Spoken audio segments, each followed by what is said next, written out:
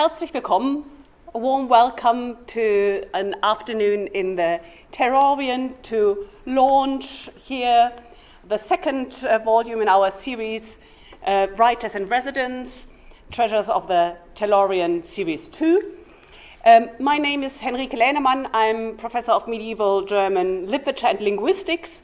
And you might wonder what I have to do with a modern German, Japanese writer.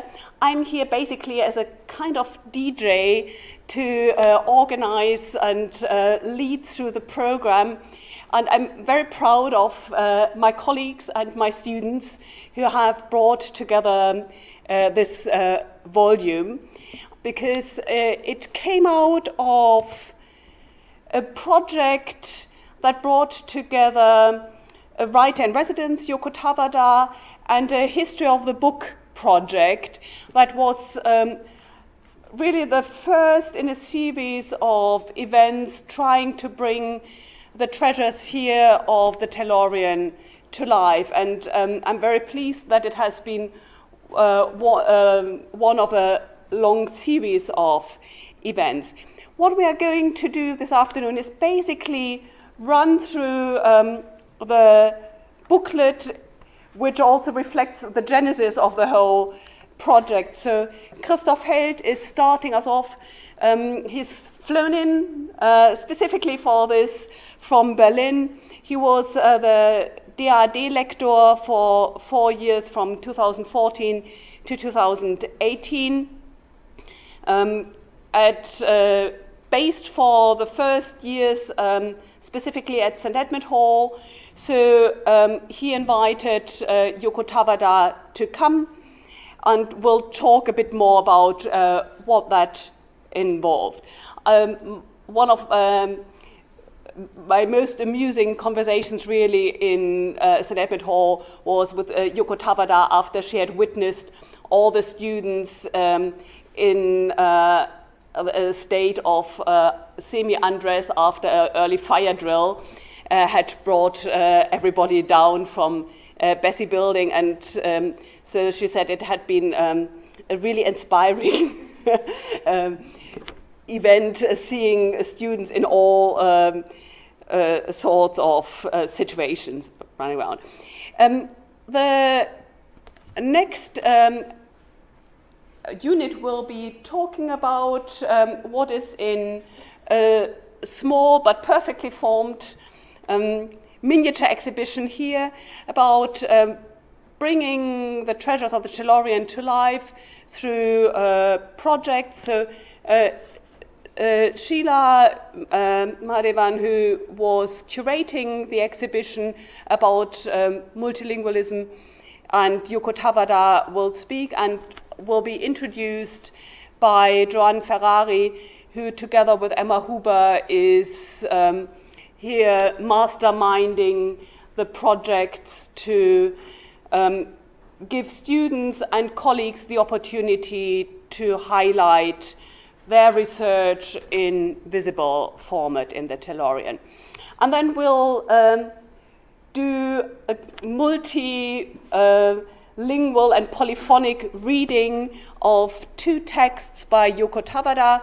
First one she wrote in German, and that will be introduced by one of the translators, Ray Conke, who in the span of from this taking place to a launch moved actually from being one of the graduate students to one of the colleagues here. So I'm very pleased that she is now teaching translation and taking student projects further.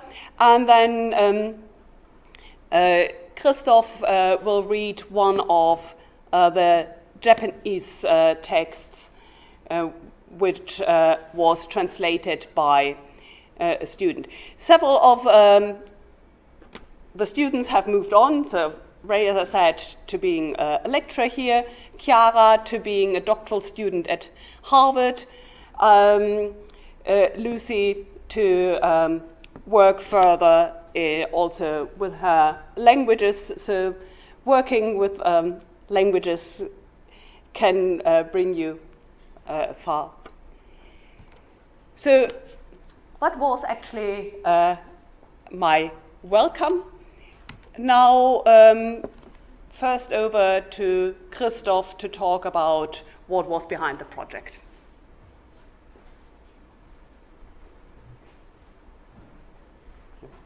Yeah.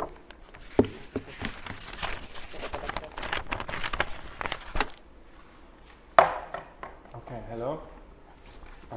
Thank you, Henrike. Yeah, why did I come up with the idea to invite Yoko Tawada to Oxford? As a Germanist who also studied Japanese, the works of Yoko Tawada, who writes in both languages, German and Japanese, has always been one of my main research interests. So when I first decided to take advantage of the DAAD Write in Residence program and to apply for some money to invite Yoko Tawada to Oxford, I was mainly driven by very personal and selfish interests. And it was only after I mentioned the plan to Henrike, I think it was in the SCR in Teddy Hall, after lunch. I said something like, and by the way, Yoko Tawada is coming to Oxford, that the whole project took on a very different direction. So if you know Henrike, you can imagine that the whole thing took on a more collaborative form. Many more people and institutions got involved, and it got a very transdisciplinary and even transmedial project. So we organized multilingual readings, a panel discussion, a translation workshop, and of course the exhibition here in the Taylor and all that happened in Hillary Term 2017.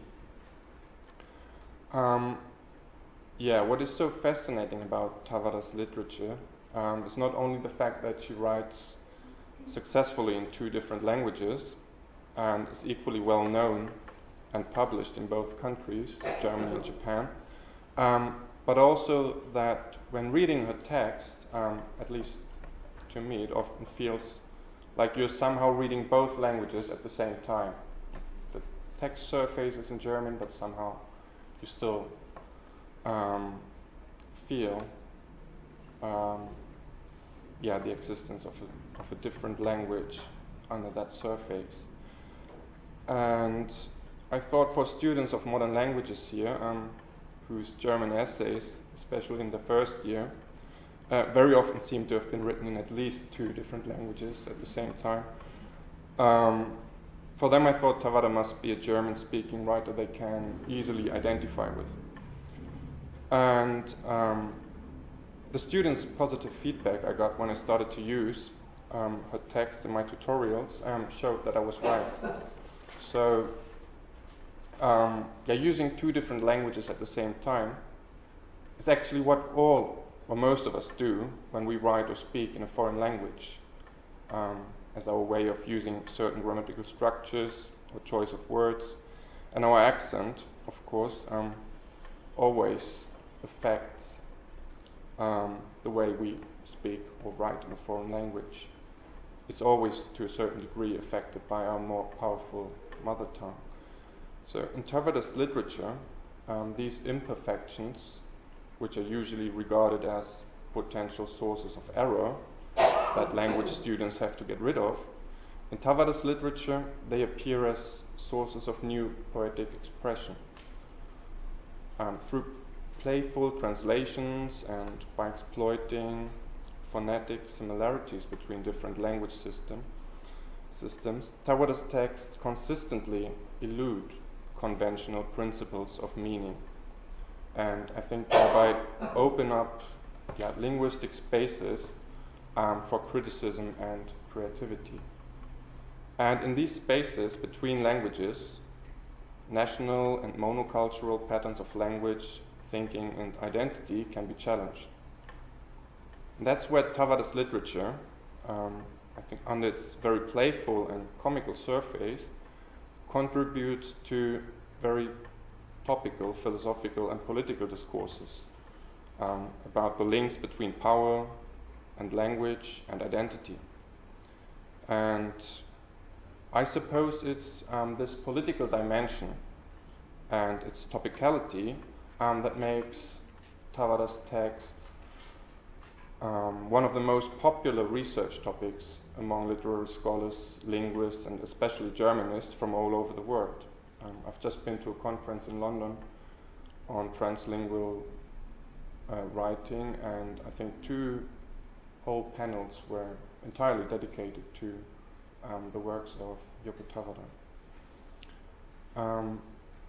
Given the current transnational nationalization of all spheres of life on the one hand, and I think alarming worldwide return to concepts of nationhood and cultural borders on the other, the engagement with transcultural literature and its creative multilingualism can play a key role in many social and also educational contexts. It can enable students, and I hope it enabled our students, to discover and develop and use the social, political, and didactic potential of their own multilingualism as a powerful source of creativity, criticism, and emancipated conceptions of identity. And I believe that is also the job of academics, especially linguists, to transfer these ideas that are first only articulated in literature or captured in literature into academic research that can then make that they can make available for other academic fields and educational contexts and even political discourses. So, and I hope the whole Oxford Tawada project and also our little booklet can contribute a little bit to that very important task of raising awareness for the great potential of creative multilingualism.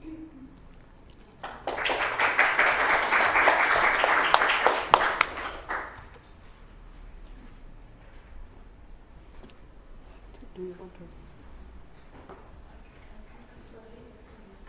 Huh? Good. Yeah.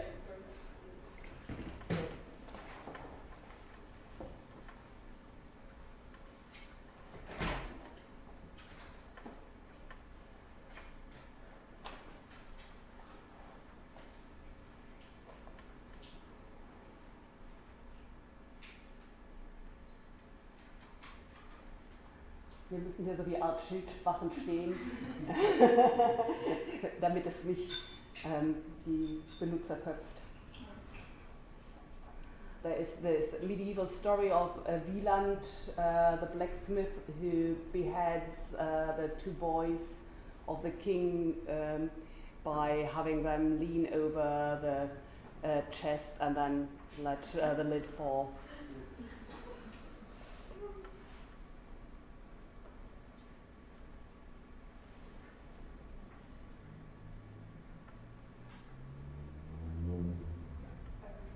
Good. Good evening.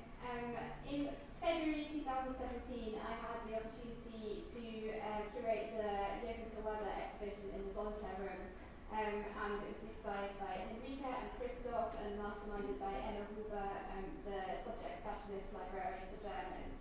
And the title of the exhibition was von der Muttersprache, also Sprachmutter, Yoko Tawada's creative multilingualism, and it exhibited not only Yoko Tawada's works but also other multilingual treasures of the Taylorian. And it was really interesting to do the research for it, which forms a part of the exhibition catalogue, which is in the yellow book that's being launched today, and also was part of the research I did for the history of the book module, which I did for my master's, supervised by Henrika. It was really interesting to collaborate with Yoko Tawada herself before she came to Oxford in the research process and gain insights from her about the creative writing process and what inspired her, things like that. Of course, she had looked at the exhibition catalogue before coming to Oxford, but hadn't seen the exhibition itself, and so it was slightly nerve-wracking, but also very exciting to see her reaction when she finally did visit the exhibition. So the exhibition had sort of several strands to it. There was a cabinet on inspirations behind Yoko Tawada's works and her writing process. There was also a cabinet displaying some of her works, which was visually very striking. And then there was another cabinet looking at other multilingual German authors, apart from Yoko Tawada, but some who had inspired her work. And then there was a cabinet displaying other multilingual works from various centuries, which are in the Taylorian. There was also some information about the material aspect of Yoko Tawada's works, because very often she's quite experimental in material that she chooses for her works, and that's very important for her in the reading process. So, for example, one of her works is covered with a fish skin, which sadly we don't have in the Taylorian, but we were able to exhibit some information about it. And then finally, there was a bit on translating Tawada and the complexities that it involves. So here in this cabinet is a small selection of some of the works that were exhibited, which kind of give a flavour of the exhibition. So, for example, this book here, which is Friedrich Kruger's Etymologisches Wörterbuch, Yoko Tawada told me that she works very intensely with this book when researching for her writing, and very often in her work she sort of explores, she plays with language and explores where languages come from and how it can evolve, and so it was interesting to see that this had been one of the main sources of inspiration for her works. And then these are two works by Tawada herself. The first one, which I selected, is Talisman, and the first essay in it gave the title to the exhibition, Von der Muttersprache zur Sprachmutter, and she really talks about the impact the German language made on her when she first arrived in Germany from Japan, and because she approaches German as a kind of outsider to the language but also working within it, it allows her to be very creative in what she does, and that's very interesting. As I mentioned, her works are visually very, very striking, and I was able to find out from her publisher, Claudia Gerke, a little bit about how the books were put together, and interestingly, her publisher, Claudia Gerke, chooses the layout and the illustrations for the works. This work was particularly interesting because it's bilingual. It has the Japanese version, which is read from the back towards the front, and then the German version, which is read from the front towards the back. But the illustrations are behind the words at times. But interestingly, the illustrations are different for the Japanese version compared to the German version. And so one of the things that I looked at was how the reading experience might be different if you could read both versions as opposed to only one version. And just the very striking nature of the visual elements of her books made it very interesting to turn it into an exhibition. And then here are two works by other German writers who also write multilingually. There's Mutterzunge by Özdamar, who is of Turkish origin and therefore intersperses Turkish words with German. And then Paul Celan's Sprachgitter, and Paul Celan was born in Romania but wrote in German, interspersed his works with numerous languages, but Yoko Tawada was inspired by his works and also wrote some essays on his work as well, so it's interesting to also exhibit other works that have inspired Yoko Tawada's works. And then finally there are a couple of works here which were from the cabinet of multilingual layouts over time. The first one, which is also an image of which is also in the yellow book, it's Thomas Taylor's A Gentleman's Pocket Companion for travelling into foreign parts, and it's an 18th century book, and it has it's quite fragile, so we couldn't put a snake on it, but it has a parallel layout of 6 different languages all set next to each other, and it was interesting to to display that alongside Yoko Tawada's works, which obviously have an Eastern language or the Western language, obviously means that the direction of text and layout is completely different. And then finally here is another multilingual book from the Taborins collection. It's called Manuel de la Conversation. It's quadrilingual, it has French, English, German and Italian, again in a sort of similar layout and a new response as well. And so it was interesting to display this among others in comparison with Yoko Tawada's layouts. And so overall I was really privileged to have the opportunity to curate this exhibition because it was exciting to turn something that I researched into something that was visual and could be visited by people, including the author herself and the other students on the history of the course. Thank you. We are very fortunate in having at the Tellurian subject specialists for all the languages and people who are creative and prepared to take on crazy ideas, turn them into something practical and visual. And Joan Ferrari, who's also very good, like Emma Huber, with the digital side and publishing blogs of our students, will say a little bit about perhaps also as inspiration for others here in Oxford, what you can do with the Tellurian collections. Thank you.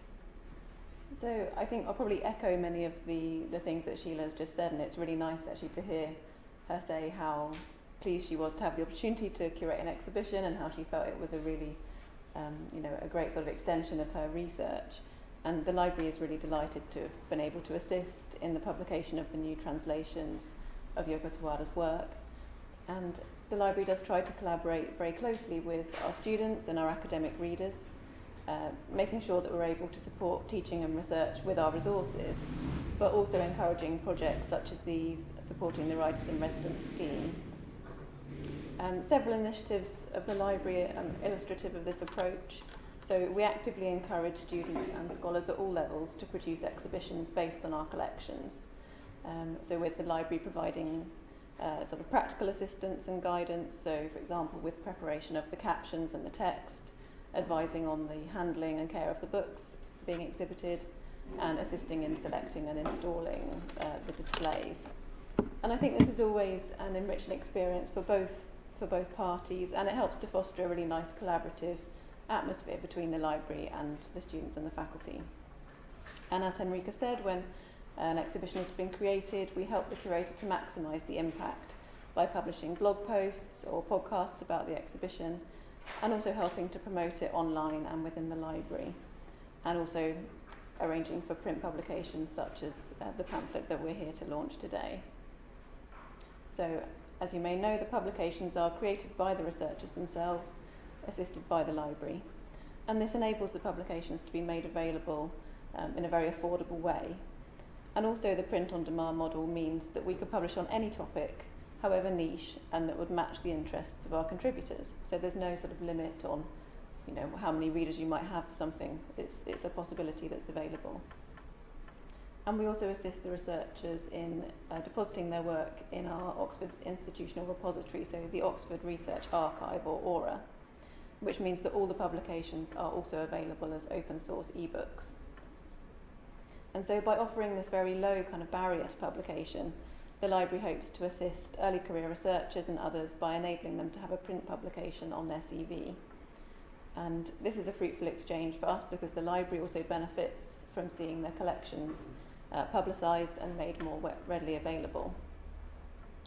As well as exhibitions and accompanying books, the library encourages the creation of digital editions of its holdings, and we run a regular digital editions course, and again that goes along with that blog posts, podcasts and print publications. And the digital editions course is led by Emma Huber, the subject librarian for German, and we're very pleased that she has also coordinated the production of this print-on-demand text. And I'm also delighted to say that Emma has just been awarded funding to build on this work of teaching students and scholars how to create their own digital editions. So the grant will help to develop the existing digital editions website, as well as being able to train more students in key digital skills, and also funding further print-on-demand texts. So our experience has been that giving enthusiastic students and researchers the opportunity to publish, whether in print or online, really results in some amazing resources, as well as ideas for future projects and research. And so we hope that this publication stimulates dialogue and leads to more exciting collaborations in the future. Thank you.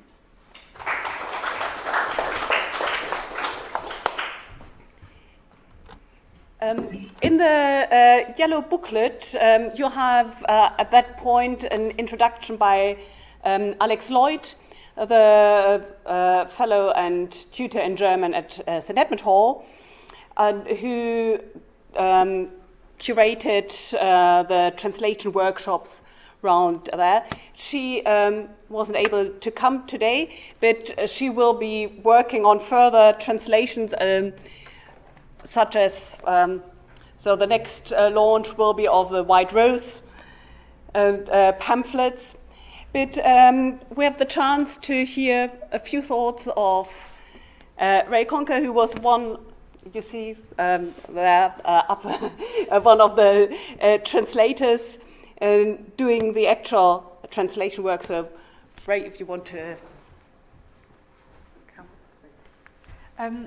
Yeah, so I thought I'd just, so as I'm sort of standing in for Alex, I thought I'd quickly focus on something that she talks about in her essay, as you know, her sort of chapter at the beginning of this, and focus in on a kind of particular challenge that we had when translating this essay. And it's, do you all have copies? Well, you'll hear it in a second. It focuses on this word dicht, which anyone who knows German may know there's already these kind of various directions it can go, particularly in the word dichten, which we might, it was sort of made famous by Ezra Pound, who claimed that Basil Bunting, on fumbling around with a German-Italian dictionary, came across this phrase, dichten equals condensare, which doesn't really, I mean, usually dichten means to seal, or also to write poetry, or to kind of write, and another problem is, of course, that it's not just poetry, it's kind of to write, but to write well, to write kind of good writing. So we have this word dicht, which also in Tawada is used in this phrase nicht ganz dicht sein, which means to be kind of one sandwich short of picnic, or something like that. And so she uses all these different kind of the various meanings of this word dicht, and allows the language itself to be not dicht, so not watertight, but rather have this kind of contagion between these different meanings. And obviously that becomes very difficult to translate into English, where the same kind of pathways, the same gaps are not available to you. And so what you'll realise me and Chiara have done are take these kind of two routes that Tawada herself has sort of suggested, and this is kind of, where am I getting this from? Alex's piece. Where are we? So, here we go. So Alex quotes Tawada from one of her lectures on translation, saying, "The appeal of a translation resides for me in providing the reader with a feel for the existence of a totally different language. The language of the translation gently palpates the surface of the text while remaining independent of its nucleus." So I'm not entirely sure I even have sort of thought about all the different things that are going on in that. But this idea that the original sort of pushes against the language of the translation. So we have this kind of contagion between the languages from the original, if that's what we're going to call it, towards the later language. And so that is, I think, like what I tried to do, and try to stay in some sense close to the German and let the German kind of have contact with the English. Now I don't know how well I managed it, but anyway, that's one route. And then the other one, which is at the bottom of the same page, page 18, is in fact Susan Bernowski, who is who translated Tawada's novel Etüden im Schnee, which is in England is called Memoirs of a Polar Bear. And Bernowski says that Tawada says, okay, I understand that this language play is not going to work in any other language, so go and make a language play of your own. And I think that, so Chiara's taken this and sort of thought, well, we just can't do the same thing with dicht, so I'm going to go and take this in a completely new direction. In fact, uses this idea of, where is she? I've lost it now. Oh yeah, that's right. People being not quite right, and then this idea of rightness and uprightness, which I think is extremely helpful and creative way of looking at it. And when I saw that, I was like, oh yeah, that's brilliant. And so, I think that's all I wanted to say was that Tawada herself sort of offers Tawada's writing offered these different paths for us, and also in her kind of translational poetics. I think that's what. Many thanks.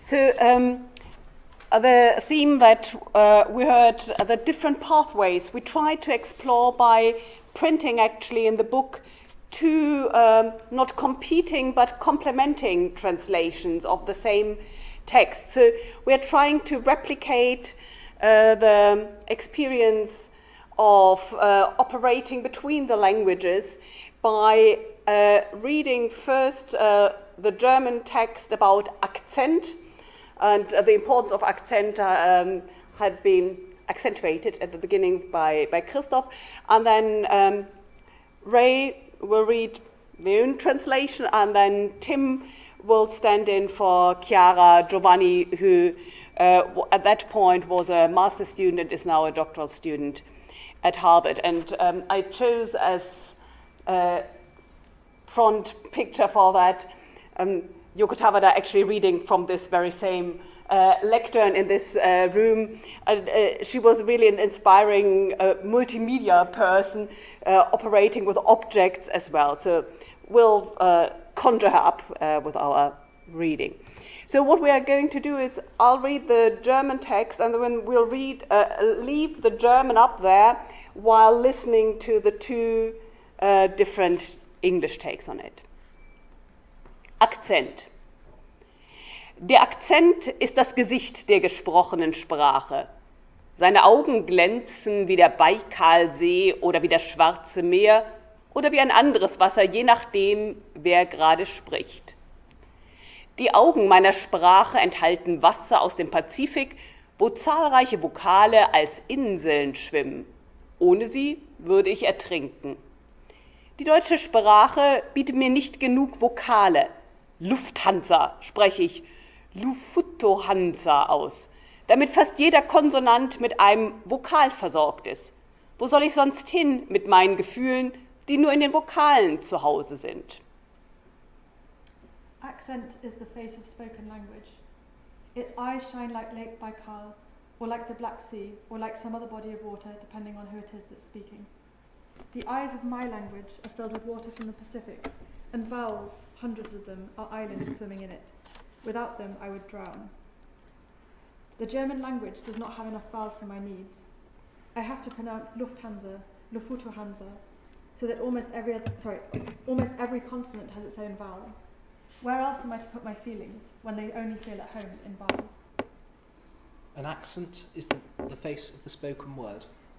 Eyes sparkling like Lake Baikal, or like the Black Sea, or like another body of water, depending on who you're listening to as they speak.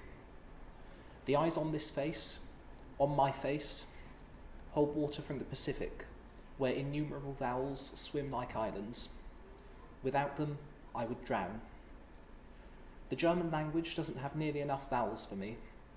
I pronounce Lufthansa like Lufutohansa, so that nearly every consonant is fitted with its own vowel. What else am I to do with my emotions, which only ever feel at home inside vowels? Wie würde die Welt aussehen, wenn es nur Konsonanten gäbe? Sprechen Sie einfach K oder G aus und achten Sie darauf, wie sie auf Ihren Körper wirken. Sie klingen für mich nach einer Ablehnung, einer Abgrenzung oder nach einer leise gesprochenen Ausrede. Es ist mir unangenehm und ich versuche deshalb, diese Laute mit wenig Druck auszusprechen und nehme es in Kauf, dass mein japanischer Akzent dadurch verstärkt wird. Auch die expulsiven Konsonanten P und B bereiten mir Kopfschmerzen. Sie klingen verärgert, verachtend und abweisend. Ich ziehe es vor, beim Aussprechen dieser Konsonanten die Luft nach innen zu ziehen, damit sie nicht zu heftig explodieren. What would the world be like if there were only consonants? Just say ka or ga out loud and see what it does to your body. These consonants sound, I think, like a rejection, like a closed border, or like a mumbled excuse. I don't like how this feels, and so I try to say them less forcefully and accept that doing so will make my Japanese accent, that's my English, all the stronger. The plosive consonants pa and ba give me a headache. They sound cross, scornful, and standoffish. When I pronounce them, I would rather draw the air inwards so they don't make too loud an explosion. What would the world look like if only consonants existed? All you have to do is say the letter k or g and see how your body changes. To me, these consonants sound like a rejection, a separation, a whispered justification. I don't like the sensation, and so I attempt to pronounce these sounds with as little force as possible, accepting that my Japanese accent will be stronger, heavier as a result. Even the plosive consonants p and b give me a headache. They sound irritable, contemptuous, repulsive. I prefer to inhale when pronouncing these consonants, so they don't explode too forcefully.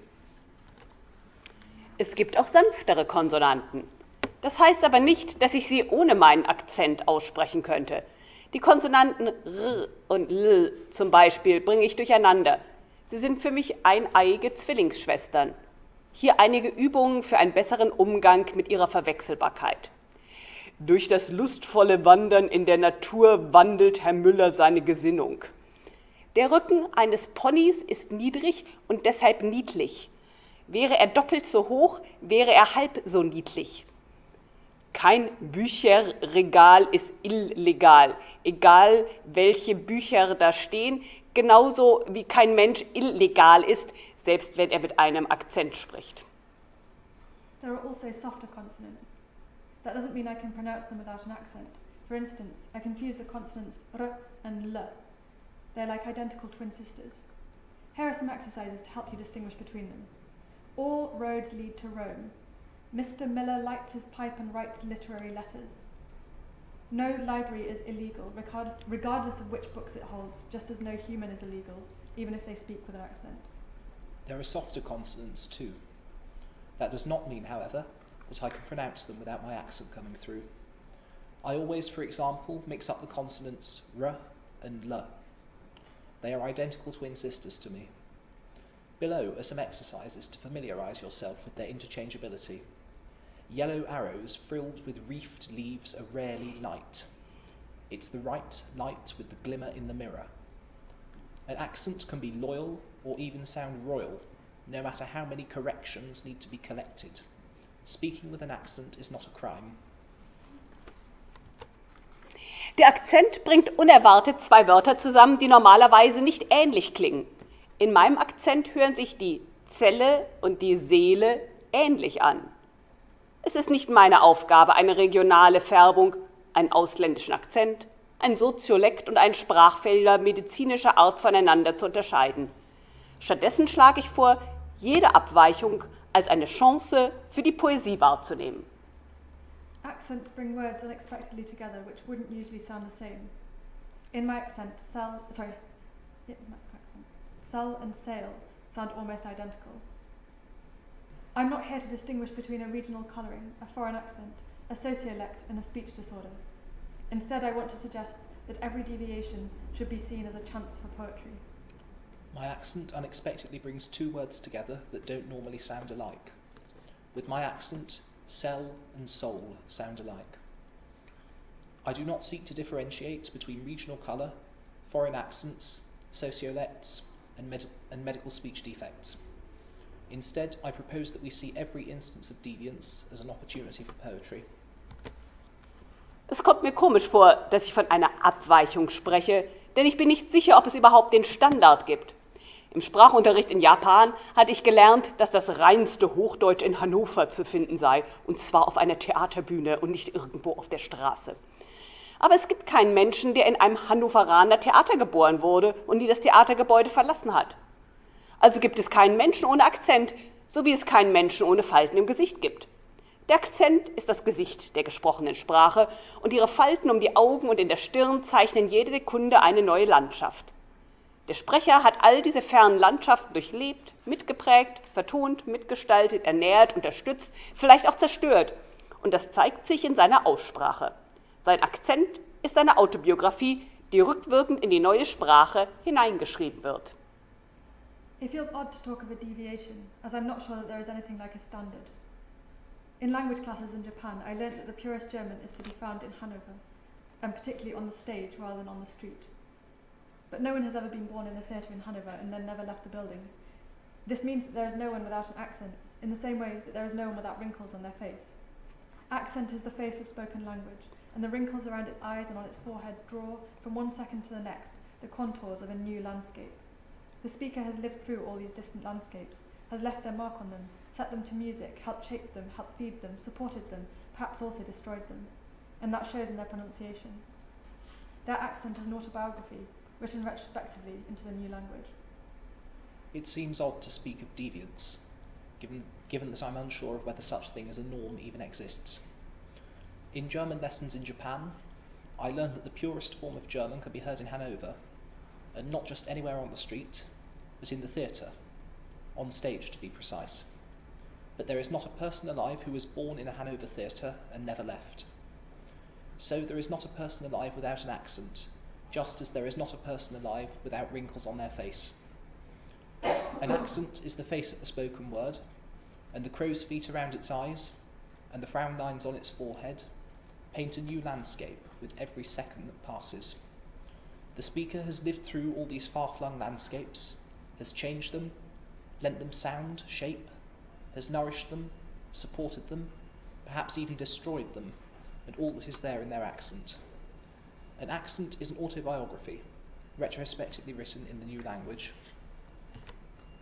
Der Akzent ist eine großzügige Einladung zu einer Reise in die geografische und kulturelle Ferne.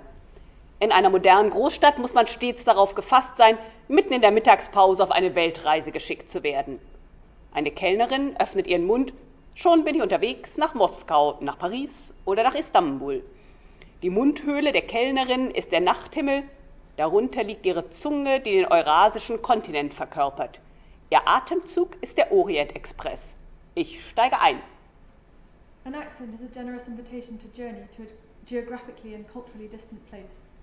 In a modern city, you must always be ready, during a lunch break for instance, to be sent off on a trip around the world. A barista opens her mouth and I'm already on my way to Moscow, to Paris or Istanbul. The barista's mouth is the night sky, and under it is her tongue, the Eurasian continent. Her breath is the Orient Express. I climb aboard. An accent is a bold, open-hearted invitation on a geographical and cultural voyage to faraway places. Nowadays, if you live in a major city, you have to be prepared to be transported halfway across the world in the middle of your lunch break. The waitress opens her mouth to speak, and there, I'm already en route to Moscow, Paris, Istanbul. The waitress' mouth is the night sky. Below it lies her tongue, encompassing the Eurasian continent. Her intake of breath is the Orient Express, and it's boarding. Wer mit Akzent spricht, fühlt sich zu Hause.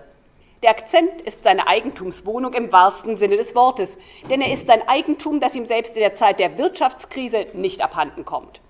Er trägt ihn immer mit sich im Mund und kann somit immer in den eigenen vier Wänden gemütlich seine Fremdsprache sprechen. Gäbe es keinen Akzent mehr, bestünde die Gefahr, dass man schnell vergisst, wie unterschiedlich die Menschen sind. Anyone who speaks with an accent feels at home. An accent is like a house you have bought, your possession in the true sense of the word, something that, even in times of economic crisis, cannot be lost. It's something you always have with you, in your mouth, and you can always speak a foreign language in the comfort of your own four walls. If there stopped being accents, we'd run the risk of forgetting all too soon how different people are. If you speak with an accent, you will always feel at home. Your accent is your asset in the truest sense of the word, because it's your property, and not even a recession can repossess it and take it away from you. You carry it with you inside your mouth, and will thus always be able to speak your foreign language within the comfort of your own four walls. If there were no more accents, there would be the danger of too easily forgetting how diverse people can be. Der Akzent gibt den Menschen auch Mut, denn er ist ein lebender Beweis dafür, dass auch ein Erwachsener noch eine ganz exotische Sprache lernen kann. Hätte er sie schon als kleines Kind gelernt, hätte er keinen Akzent. Auch im hohen Alter können wir unseren Gaumen erweitern, uns neue fiktive Zähne wachsen lassen, die Muskeln des Mundwerks trainieren, mehr Speichel produzieren und unsere Gehirnzellen durchkneten und durchlüften. Das Ziel der Sprachlernenden ist nicht, sich dem Zielort anzupassen. Man kann immer wieder eine neue Sprache lernen und die alten Sprachen als Akzent beibehalten. An accent can be a source of encouragement, as it is living proof that even as an adult you can learn a language quite new to you. If you had learnt it as a child, then you wouldn't have an accent. But even when old, we can widen our gums, allow new imaginary teeth to grow, train the muscles of our mouths, produce more saliva, and give our brain cells a kneading and an airing. People don't learn a language with the aim of becoming completely assimilated into it. You can learn language after language and keep the old ones as an accent. An accent also gives you courage, because it's living proof that even adults can still learn a brand new language. If you'd learnt the language as a child, you wouldn't have an accent. So even in our ripe old age, we can enlarge our mouths, extend our gums, cut new teeth, so to speak, train up the muscles in our mouth, produce more saliva, air out and knead up our brain cells. Language learners are not aiming for total assimilation into the target location. You can always learn a new language and keep the old ones as an accent. Wer keinen Akzent hat und nicht fremd aussieht, aber aus der Ferne kommt, hat es schwer. Die Tochter meiner deutschen Bekannten zum Beispiel, die in den USA geboren und aufgewachsen ist, hatte Angst, in Deutschland zum Postamt zu gehen, denn sie hatte gar keinen Akzent, wenn sie Deutsch spricht, aber sie versteht nur noch Bahnhof, wenn der Postangestellte von Einschreiben, Nachname oder unfrei spricht. Hätte sie einen Akzent, würde man ihr verständnisvoll in Ruhe diese Wörter erklären. Aber sie hat leider gar keinen Akzent. Sie sagte mir, man würde denken, sie sei nicht ganz dicht. People who don't have an accent and don't look foreign but come from other parts of the world have a hard time. The daughter of a German acquaintance, for example, who was born and grew up in the USA, is afraid of going to the post office in Germany. She has no accent at all when she speaks German, but it's all Greek to her when the assistant says things like registered letter, payment on delivery, or freight forward. If she had an accent, people would explain these terms to her, slowly and sympathetically. But unfortunately, she doesn't have an accent. She tells me that people think she's not all there. People who don't have an accent and don't look foreign, but who come from far away, have it tough. A German friend's daughter, for example, who was born and raised in the US, is too scared to go to the post office in Germany. She has no accent when speaking German, but she's completely lost when the person at the counter starts talking about signatures, surnames, or recorded delivery. If she had an accent, the member of staff would patiently explain all the words to her. But, unfortunately for her, she has no accent. She tells me that people would think she wasn't quite right in the head. Es kann für mehrsprachige Dichterinnen und Dichter ein Vorteil sein, wenn die Wände in ihrem Gehirn nicht ganz dicht sind. Durch die undichte Wand sickert der Klang einer Sprache in eine andere hinein und erzeugt eine atonale Musik. Es gibt Menschen, die einen Sprecher mit Akzent unbewusst abwerten. Kaum hören sie einen fremden Sprachklang, schon werden in ihnen Hormone ausgeschüttet, die als Gefahrensignal ihre Gehirnzellen erreichen. Ich weiß nicht, ob diese Gene aus der Steinzeit stammen oder durch die modernen Massenmedien manipuliert sind. Dabei ist die Geschichte voll von positiven Erfahrungen mit fremdländischen Akzenten. Ohne Menschen mit niederländischem Akzent wäre zum Beispiel die deutsche Hauptstadt heute noch ein Sumpf. For multilingual poets, it can be an advantage if the walls in their heads are not all there. Through the gaps, the sound of one language seeps into another and generates a kind of atonal music. There are people who unconsciously look down on those who speak with an accent. They've hardly heard a foreign-sounding voice, and the hormones have already poured out and are sounding the alarm in their brain cells. I don't know if these genes go all the way back to the Stone Age, or have somehow been manipulated by modern mass media. At the same time, history is full of positive experiences with foreign accents. Without people with a Dutch accent, for example, the capital of Germany would still be a swamp. It can be an advantage for multilingual writers if they aren't quite right. The lack of rightness, of uprightness, allows the diagonal sound of another language to make its way through and weave together a piece of atonal music.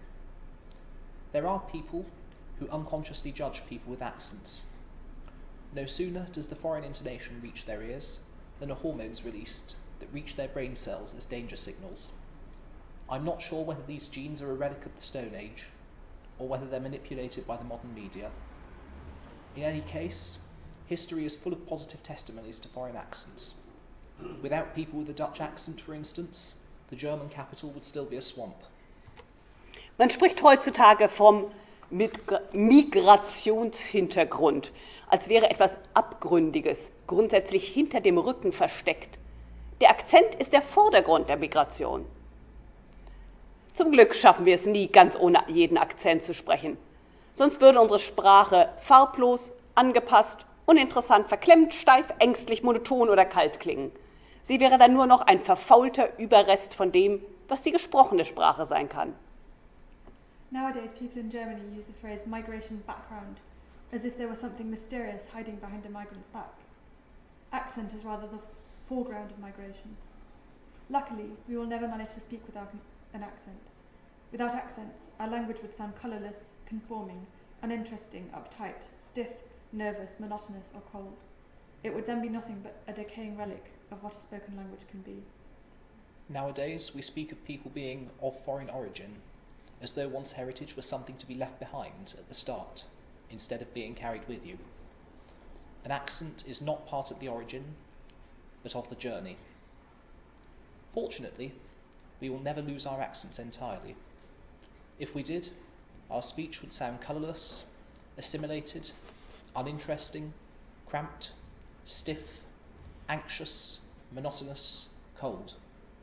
All that would remain would be the rotten excess of what the spoken word has the potential to be.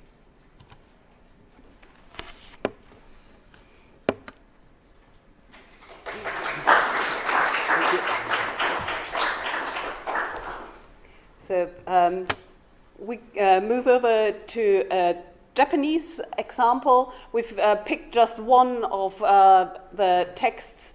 You can read more than in the published booklet. So the one that we've picked is Fukushima, which will be read in Japanese by Christoph and in English by Sheila.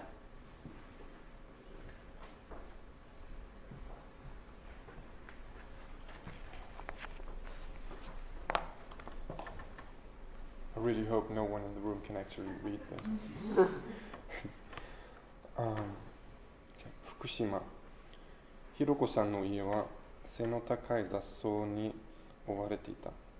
中に入った途端、湿った悲しい空気を肌に感じた。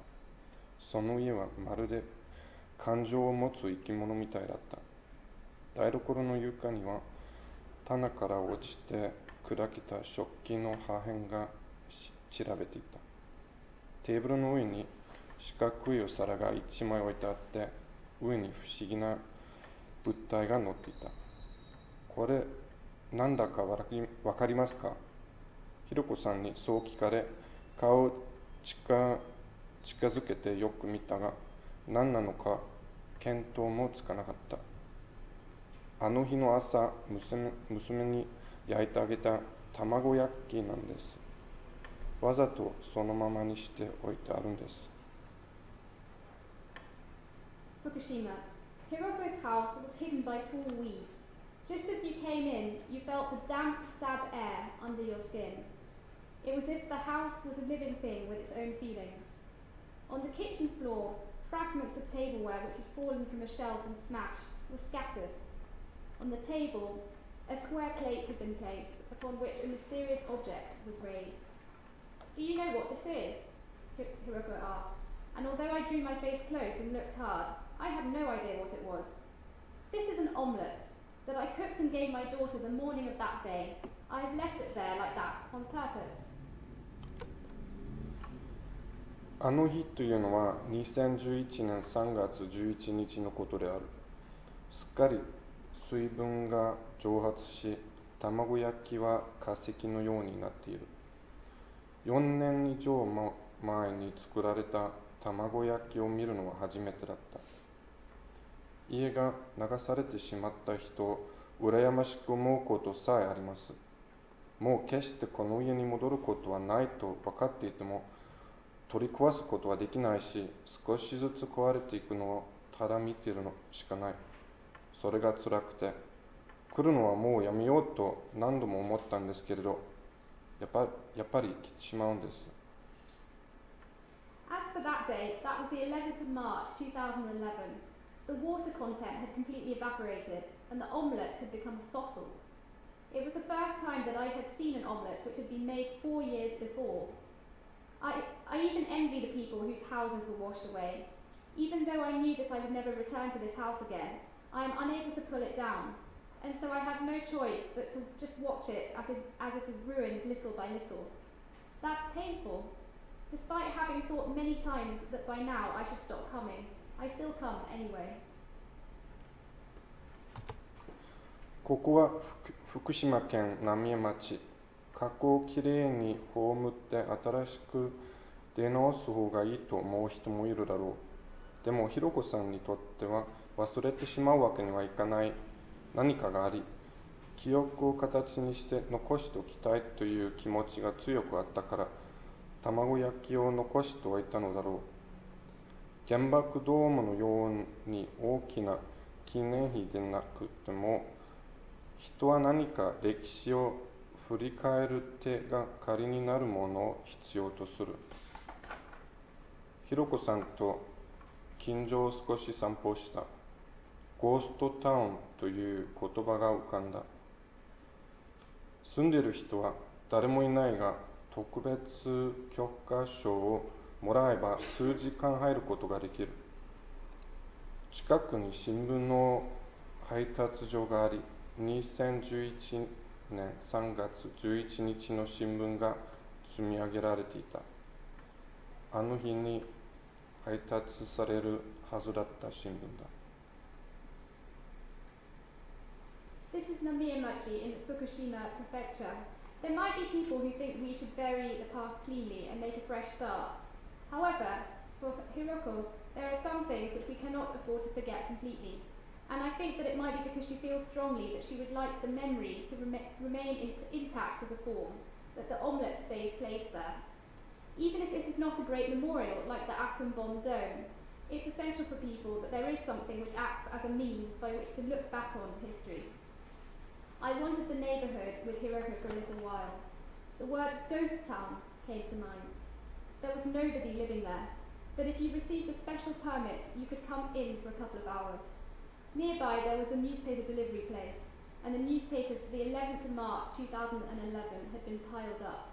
They were the newspapers that had been intended for delivery that day.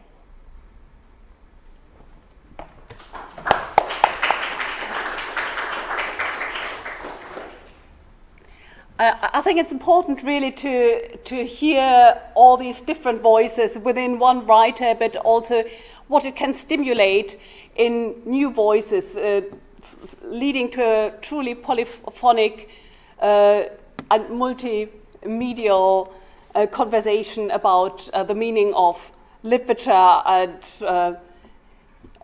life, actually. So I want to end with a big thank you to the whole community of colleagues, students, friends who contributed to making this possible.